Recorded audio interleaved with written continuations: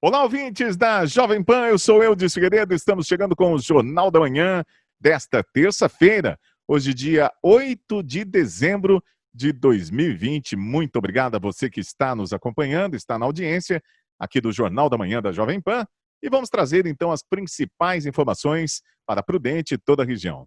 Bom, eu sou Eudes Figueiredo, comigo os nossos comentaristas Adolfo Padilha, Adilson Breviglieri e Fernando Jesse, para comentar os assuntos de hoje. Mas antes disso, vamos conferir os destaques de cada um deles. Bom dia, meus amigos da bancada, bom dia, amigos da Jovem Pan, um grande abraço a todos lá do Dudas Lanche. Se não for o lanche mais antigo de Prudente, com certeza continua sendo um dos melhores lugares para você comer um bom lanche tradicional aqui em Presidente Prudente. Um abraço a todos vocês aí do Dudas.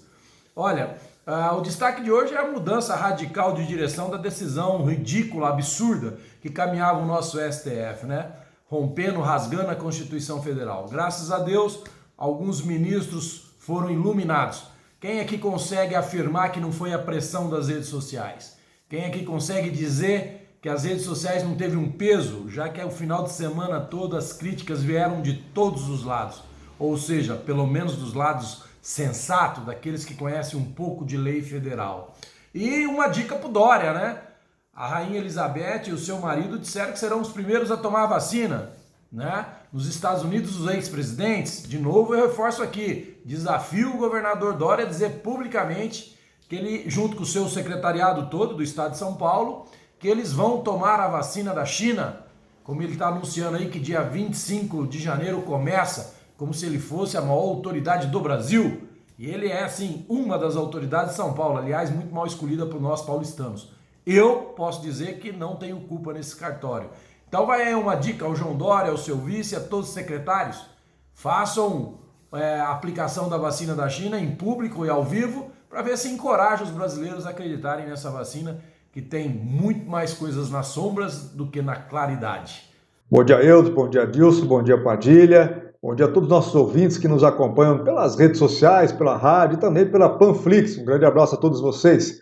Bom, meu destaque poderia ser outro, né? Começou na Inglaterra a tão esperada imunização com relação à Covid-19. E ali eles adotaram a vacina da Pfizer. É que depois de 20 anos de pesquisas, é uma vacina que tem ali uma atuação no campo da genética. E ontem eu vi até uma entrevista de uma médica muito emocionada, por sinal. Eu espero aí que realmente essa vacina possa resolver o grande problema do mundo. Vamos lá, sucesso a todos vocês aí.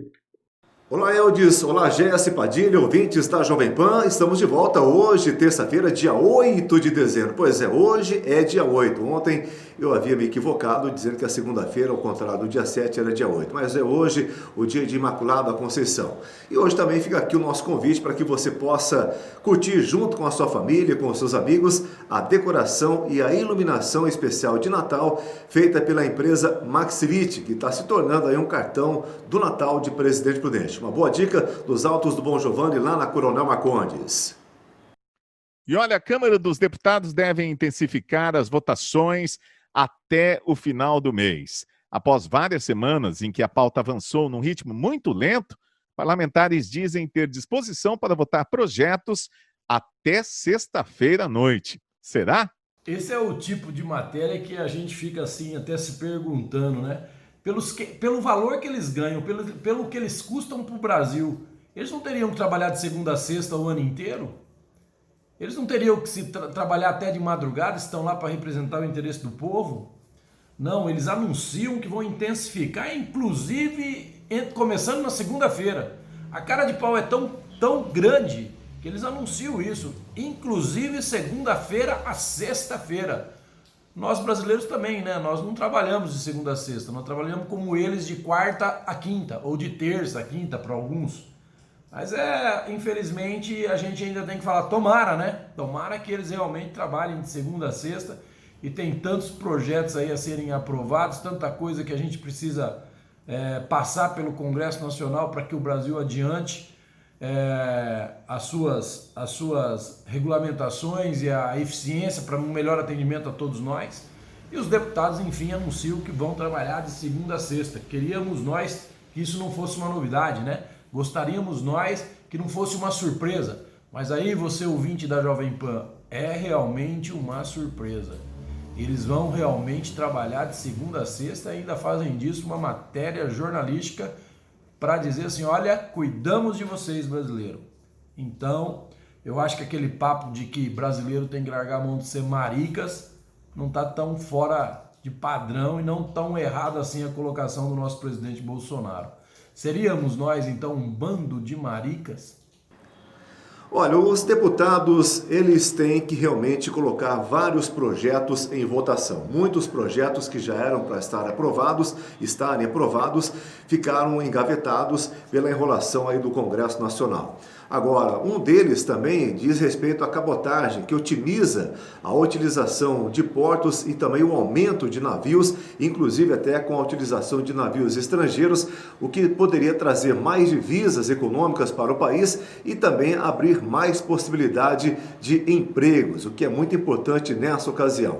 E além disso, também a oposição está mexendo os pauzinhos para que o governo reduza o auxílio emergencial de 600 para 300 reais, retornando o valor original. Pois é, mais uma coisa também que tem que ser resolvida, porque a população pode entrar em 2021 sem dinheiro no bolso e causar transtornos para a nossa economia e, quem sabe, até passar fome à nossa população. O nosso governo até que ele tenta passar ali alguns projetos que são realmente de interesse da sociedade, interesse do Brasil, mas, mais uma vez, ele vem ali sendo... Eu acho que o termo correto a ser usado hoje, eu acho que é sabotagem. Esse projeto, né, esse projeto de lei que cria aí a BR do Mar, ele é altamente importante para o país. Todo mundo sabe que nós temos aqui um grande gargalo, né, que é a parte de transporte. Infelizmente, muito dele feito por via terrestre, deveria ser feito por via férrea ou via marítima, e isso aí é uma coisa que interligaria, né, os portos aqui no Brasil, podendo vir empresas estrangeiras explorarem isso aí. Mas, infelizmente, a esquerda não quer saber do país desenvolver, não. O que a esquerda quer é atrapalhar e coloca ali em questão, como prioridade para ser votado, o projeto que faz, né, com que o auxílio emergencial volte para 600 reais. É uma coisa muito... Nós vamos até conversar um pouquinho mais sobre isso aqui, porque se nós fizermos isso, a grande análise, a grande pergunta a ser feita é: será que o Brasil terá condições de arcar com tudo isso? E por quanto tempo? Nós vamos conversar daqui a pouquinho sobre um assunto que é a respeito dos apontamentos do Tribunal de Contas da União, com relação ao teto aí. Vamos estourar o teto, vamos estourar o teto. Então, esse tipo de coisa, nós temos que tomar um pouquinho de cuidado. Agora, essa aprovação desse projeto de lei é de alta necessidade para o país. E olha, no último final de semana, um grupo de apoiadores do presidente Jair Bolsonaro fez um protesto em frente ao Palácio da Esplanada dos Ministérios, em Brasília, em defesa da volta do voto impresso. Com 2 carros de som, o grupo caminhou até o gramado em frente ao Congresso Nacional. Não houve divulgação oficial do número de participantes. O retorno do voto impresso, eu acho que não é essa a colocação, né? Eu acho que aqui o título da matéria não é essa. O que o qual eu faço parte, quero, exijo e acho que tem que ser, que tenha o comprovante de papel, que não vai ficar comigo, que ele vai cair numa urna. Qualquer questionamento vai lá buscar na urna e vai estar lá o voto do número do título, com o número de quem votou, dizendo foi feito voto aqui em determinado candidato. Mas eu pergunto para você que está nos ouvindo, você confia no sistema eleitoral brasileiro 100%? Você não acha que quanto mais segurança é melhor? Essa conversa do ministro Barroso, que hoje é o presidente do TSE, dizer que o sistema das urnas é inviolável, nada é inviolável, já está mais do que comprovado. O PIS, que foi lançado há menos de 60 dias, já foi violado, já tem várias e várias matérias aí que hackers conseguiram fazer pagamentos em nome de outros usando o sistema. Como que é inviolável? Onde a urna é inviolável? Volto a dizer aqui o que eu já disse a semana retrasada, que é o seguinte: o importante de uma eleição não é votar, mas saber quem conta o voto e como eles contam o voto. Por enquanto que nós sabemos que vai da urna vai para uma caixinha preta, como de avião, que ninguém sabe onde fica, e de lá sai, que ninguém sabe como saiu, né? Repito aqui, eu acho que a segurança numa democracia ela pode ser exigida e pode ser questionada, então é nosso direito. sou a favor do comprovante do voto através do impresso, do papel, e se precisar vou participar das manifestações, porque é um direito meu como brasileiro, e não é um ministro que vai dizer para mim que a urna é inviolável e altamente segura, porque eu não acredito. Você acredita? Bom, o que me mais chama a atenção nessa manifestação não é nem a solicitação que eles estão ali pedindo, né? Mas o fato de estarem ali todos aglomerados, de distanciamento social esquece e uso de máscara nem pensar. Ontem eu fiz inclusive um vídeo falando do detalhe da máscara, onde algumas pessoas mandaram para mim: Fernando, a máscara, existem estudos de que ela não ajuda em nada. Bom, ninguém falou que a máscara resolve o problema. O que resolve o problema, ou pelo menos ajuda a resolver, ou amenizar, ou mitigar, é o detalhe do conjunto das ações. Você manter higienizado, distanciamento social e uso de máscara e evitar aglomerações. É isso que realmente contribui, mas não que a máscara vai resolver o problema. Agora, com relação a essas urnas, eu acho que o Brasil está precisando dar um basta nessa discussão. Várias situações ali já foram auditadas, nunca conseguiram provar ou mostrar nada. Existe ali uma grande celeridade, né, na votação com relação à apresentação dos resultados. Então, algumas medidas terão que ser tomadas, ou para tentar dar um basta nisso, ou criarmos um grupo aí que pudesse auditá-las, pudesse acompanhar, como já é feito hoje, e talvez levar para a sociedade que realmente o nosso sistema eleitoral, ele é anti-falhas, né? Agora, da maneira como os dados são feitos, a urna é colocada, a captura dos dados ali, pelo menos eu que sou da área técnica, posso afirmar, se for feito da maneira correta, não tem problema algum, porque não tem como ser invadido. Agora, infelizmente, existem aí um pessoal que insiste em falar que isso é problemático. Então, acho que está na hora de dar um basta nessa discussão. Pois é o que nós precisamos, né? De pessoas brasileiras corajosas que acabam enfrentando aí as ruas, mostrando o seu protesto, mostrando aquilo que nós queremos que seja mostrado. Essa questão do voto, na maneira que está sendo feita hoje, sempre vai ter dúvida, porque a gente não sabe como é que você pode mexer, como é que pode ser feita a alteração de dados num sistema e quem é que cuida desse sistema. Então tudo é possível quando você não tem acesso à clareza, à transparência do processo eleitoral. E isso é muito simples. Para resolver isso é só fazer como todo mundo está falando, que quando o eleitor chega na urna, ele vota e aí já sai, pela própria urna, já sai ali um comprovante impresso daquilo que ele votou. Então ele vai checar com o que está no papel, com o voto dele e vai depositar dentro de uma outra urna. Essa sim é uma segurança que nós merecemos, que o Brasil exige que seja feito. E outra coisa, essa questão do Senado querer, como Rodrigo Maia, possa ser reeleito e que o Davi Alcolumbre também no Senado possa querer ser reeleito, é uma coisa absurda, porque nós estaríamos aí colocando a nossa Constituição na lata de lixo. E é claro que o Supremo Tribunal Federal sabia muito bem quais seriam as consequências se eles tivessem aprovado a reeleição do Davi Alcolumbre para o Senado e do Rodrigo Maia para o Congresso Nacional. A coisa poderia ficar muito feia. E olha só, o mercado voltou a ter um comportamento muito positivo, com a bolsa em alta de 0,27%. Olha, o Produto Interno Bruto também teve uma divulgação muito boa e o ministro Paulo Guedes está realmente animado com o crescimento chamado crescimento em V da economia. Após o alerta do Tribunal de Contas da União, Paulo Guedes promete uma nova meta fiscal para 2021. Diante da situação de calamidade enfrentada neste ano, a meta tinha sido abandonada. A gente já disse aqui na semana passada que os índices e os números que se apontam na economia, os índices internos do Brasil, são altamente favoráveis diante da pandemia. O Brasil é destaque no mundo todo com os parâmetros da economia que vem se demonstrando, apesar da pandemia, mês a mês e de uma forma nunca vista na história do país. Como já dissemos aqui, em novembro foi a maior recuperação de vagas de emprego da história do Brasil. E olha, repito, nós estamos numa pandemia. Claro que o TCU alerta pelo problema do déficit, né? Esse déficit como fica para 2021.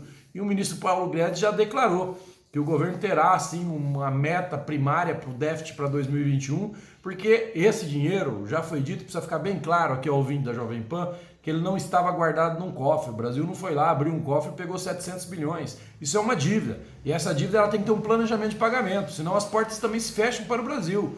É como um devedor que começa a ficar com sua capacidade de pagamento questionada. Pô, se pegou tanto dinheiro, como que vai pegar? Quais são as garantias? E eu acho que hoje o Ministério, como outros ministérios desse governo do atual presidente Bolsonaro, é um ministério técnico com pessoas qualificadas. E lembrando aqui a turminha do selo azul e do berrante virtual, que em 2019 o ministro Paulo Guedes foi considerado o melhor ministro da economia do mundo. É isso mesmo, foi considerado o melhor ministro de economia do mundo. E é o nosso ministro Paulo Guedes. Então eu acho que o Brasil, dentro dessa metodologia técnica, tem tudo para 2021 buscar a recuperação econômica, a qual vinha acontecendo antes da pandemia, e o país continuar numa crescente como está, como o agronegócio puxando todos os restos dos negócios do Brasil, os nossos agricultores que não pararam de trabalhar um minuto, desse jeito não desabasteceram, né? Estão abastecendo o mundo, inclusive, e é dólar caindo, é o BIP ficando numa média interessante. Então acho que o Brasil tem tudo para em 2021, com essa equipe que o Bolsonaro tem, vai ser mantida, óbvio, o Brasil se recupere bem rápido e comece numa crescente que não volte mais para trás, que a gente recupere esses últimos 16 anos de roubo e assalto que aconteceu nesse país. Essa notícia do Tribunal de Contas, é óbvio que eles iriam fazer o apontamento, porque o teto a meta não foi ultrapassada aí, mas tudo aquilo faz parte do proforma, vamos dizer assim. O importante é que o TCU agora vai fazer as suas ponderações, as suas análises. E o Paulo Guedes foi muito responsável com relação a isso, porque ou nós atingimos, ali, ou superávamos o teto de gastos, ou nós deixávamos a sociedade brasileira ver navios. Então, o governo foi muito responsável nesse sentido e priorizou o atendimento à sociedade do que era necessário ali com relação ao auxílio aos funcionários que pediram afastamento ou fizeram algum tipo de acordo e também com relação ao auxílio emergencial. É lógico que ele também comenta a respeito do aumento do PIB de 7,7%, aí que foi o índice, né? Esse número é importante quando nós analisamos no que tange ao aumento, tá? Ao crescimento do PIB, porque se nós formos ver o próprio número em si, é lógico, nós não vamos conseguir aí recuperar todo o desastre que a pandemia causou nas metas fiscais do governo e também no produto interno bruto, mas isso aqui é importante.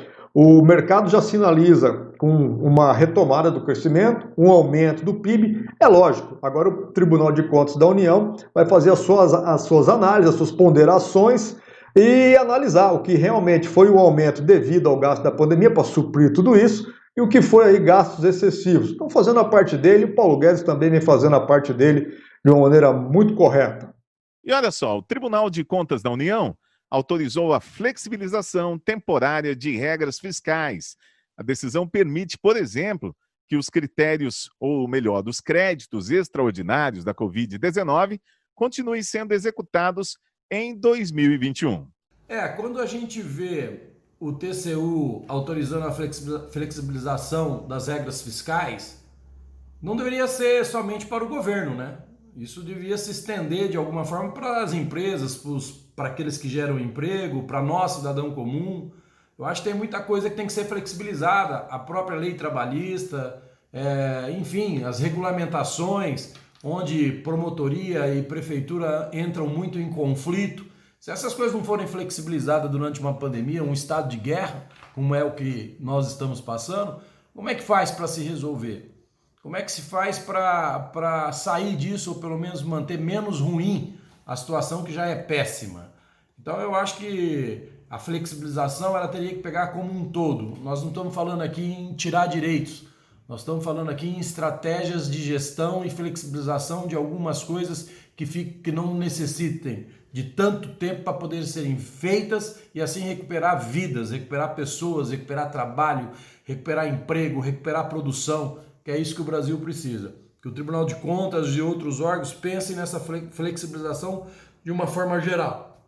Não apenas nas regras fiscais e não apenas para o governo federal, mas para as empresas que estão aí à frente do problema, produzindo às vezes menos e tendo que arcar com uma folha de pagamento muito alta. E querendo às vezes contratar mais, mas de uma forma diferente até equilibrar suas contas. Eu acho que isso é uma coisa que tem que ser pensada, tem que se unir forças nesse sentido, e a flexibilização é como a vacina, para imunizar um pouco o caos econômico que causou essa pandemia e que vem causando essa pandemia.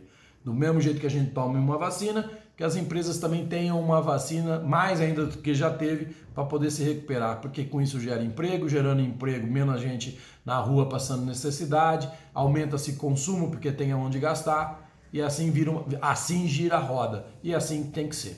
Eu acho que agora nós estamos aí complementando o dado, né, da matéria anterior. É lógico que o Tribunal de Contas iria fazer ali uma flexibilização com relação aos empenhos do governo. Por que que tem que fazer isso? Porque quando nós empenhamos algo, ele precisa ser pago dentro do regime fiscal, ou, se não, liquidado, passado para o próximo ano fiscal como restos a pagar. Mas o detalhe importante é que, quando você faz isso, é necessário que você tenha ali a previsão orçamentária e a receita no caixa para poder fazer este pagamento e não usar os recursos do próximo ano fiscal para fazer o pagamento daquilo que foi empenhado ou liquidado no exercício anterior, mas não pago. Então, essa flexibilização do Tribunal de Contas, ela é importante sim ser feita nesse momento. Justamente por quê? Porque nós tivemos um gasto durante o ano de 2020 que não estava ali previsto na LDO e nem muito menos na LOA de 2020. Então, isso aí vem realmente fazer com que seja feito ali um ajuste fiscal. Caso contrário, o governo, lógico, incursaria aí, né, em responsabilidade fiscal e o presidente poderia até ser cassado por isso, né, sofrer um processo de impeachment. E não tem nada a ver uma coisa com a outra. É necessário que nós analisemos ali o contexto fiscal que nós estamos passando. É um momento totalmente diferente, é algo inexistente na história do Brasil, ou talvez até do mundo. Então essas colocações são corretíssimas de serem feitas e vamos tocar aí o próximo ano de 2021, recuperar esse país, recuperar tudo e que a vacina aí venha realmente resolver o nosso problema. Menos política e mais inteligência, isso que eu acho que é necessário nesse momento, mais razoabilidade. Vamos tomar conta aí da vida, vamos preservar a vida e vamos preservar também a economia do nosso país. Olha, o Tribunal de Contas da União tem feito alerta com relação à questão da meta, o teto da meta fiscal para 2020 e também para 2021. Uma coisa é certa, nós tivemos aí algumas movimentações positivas na nossa economia. O mercado interno teve aí uma alta, o dólar teve uma queda bastante significativa e o nosso produto interno bruto, ele também teve aí alguma influência, apesar da expansão que apresentou de 7,7% ter ficado abaixo das projeções. Ele traz também uma explicação bastante lógica, né? Que o auxílio emergencial concedido pelo governo federal, ele ajudou o mercado a estar sempre em desempenho satisfatório, né? Nós tivemos aí esse auxílio emergencial que ajudou muito a movimentar a nossa economia. Já para 2021, essa aprovação do Tribunal de Contas que autoriza as contas que não foram pagas agora no ano letivo de 2020, que elas possam ser pagas em 2021. Isso também ajudou bastante para que o mercado tivesse uma reação aí bastante positiva. É claro que o ministro Paulo Guedes ele é bastante cauteloso com algumas ações que estão acontecendo, mas ele também é favorável para que o governo federal possa continuar ajudando de uma certa forma a nossa população através do auxílio emergencial. E vai depender também da evolução da pandemia, né? O início de vacinação em alguns países da Europa também trouxe um positivismo, trouxe uma alegria para o mercado. E também a expectativa de aqui no Brasil também nós começarmos a aplicar a vacina em parte da nossa população. Tudo isso ajuda o mercado a encontrar um novo caminho e voltar a caminhar novamente pelas suas próprias pernas, né? Bom, é isso aí. Nós vamos ficando por aqui com o nosso Jornal da Manhã. Muito obrigado a Dilson Brevileri, Fernando Gessi e também a Adolfo Padilha, os nossos comentaristas. Voltamos amanhã, a partir das 7h40 da manhã, aqui na Jovem Pan. Grande abraço, até o nosso próximo encontro.